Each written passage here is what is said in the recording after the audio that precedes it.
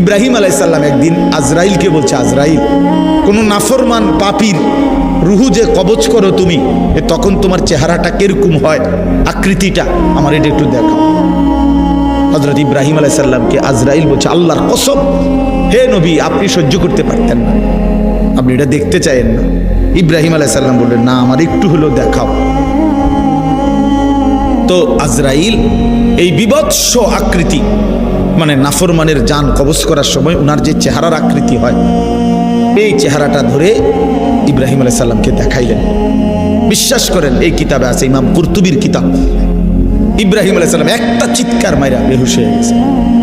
হুঁশ আসার পরে ইব্রাহিম আলাইহিস সালাম বললেন, আল্লাহর কসম, আয় আল্লাহ, মালিক আপনার কসম, কবরের আযাব, জাহান্নামের আযাব কোনো নাফরমানের জন্য কিছুই লাগবে না, শুধু আজরাইলের এই ভয়ানক দৃশ্য জান কবজের সময় একবার দেখলেই তার সারা জিন্দেগীর নাফরমানির শাস্তির জন্য এটাই যথেষ্ট।